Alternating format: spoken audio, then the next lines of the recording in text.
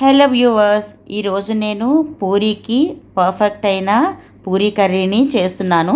దీనికోసం నేను స్టవ్ వెలిగించి కడాయి పెట్టుకొని 3 టేబుల్ స్పూన్స్ వరకు ఆయిల్ వేసుకొని 1 టేబుల్ స్పూన్ ఆవాలు, 1 టేబుల్ స్పూన్ పచ్చిశనగపప్పు, 1 టేబుల్ స్పూన్ మినపప్పు వేసుకొని లైట్గా ఫ్రై చేస్తున్నాను.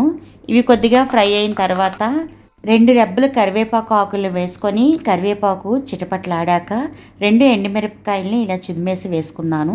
ఇవి కూడా కొద్దిగా ఫ్రై అయిన తర్వాత ఒక క్యారెట్ని చిన్న చిన్న ముక్కలుగా కట్ చేసుకొని ఆ క్యారెట్ ముక్కలను కూడా ఇందులో యాడ్ చేసి ఫ్రై చేస్తున్నాను.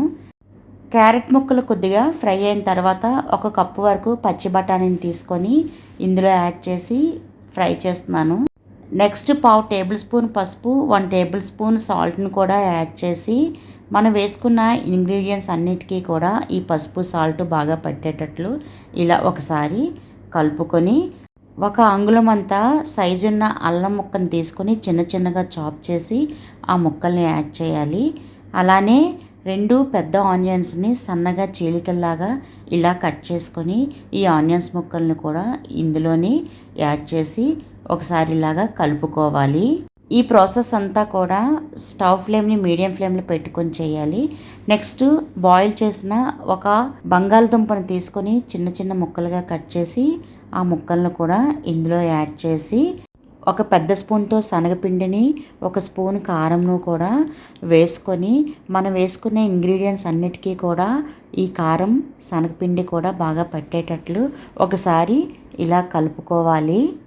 నెక్స్ట్ 2 గ్లాసుల వరకు వాటర్ని కూడా యాడ్ చేసి ఒకసారి వీటన్నిటిని కలుపుకొని మనం ముందుగా క్యారెట్ని ఫ్రై చేసినప్పుడు కొద్దిగా సాల్ట్ని యాడ్ చేసాం కాబట్టి దాన్ని బట్టి చూసుకొని రుచికి సరిపడా సాల్ట్ని ఇప్పుడు వేసుకుంటే సరిపోతుంది.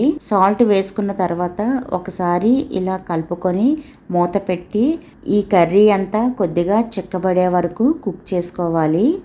ఇప్పుడు కర్రీ అంతా కూడా ఆల్మోస్ట్ థిక్ కన్సిస్టెన్సీలో వచ్చేసింది. ఫైనల్గా చిన్నగా చాప్ చేసిన కొత్తిమీరను చల్లుకొని గార్నిషింగ్ చేసుకుంటే ఎంతో రుచికరమైన పర్ఫెక్ట్ అయిన పూరీ కూర రెడీ అయిపోయినట్లే. ఇప్పుడు ఈ కర్రీని సర్వింగ్ బౌల్లోకి తీసేసుకుందాము. ఇప్పుడు ఈ కర్రీతో పూరీని తింటే 1 పూరీని తినేవారు ఇంకొక 2 పూరీలు ఎక్స్ట్రా తింటారు. ఇది నిజమండి, ట్రై చేసి చూడండి, మీకే తెలుస్తుంది. This is Roja signing off. Bye.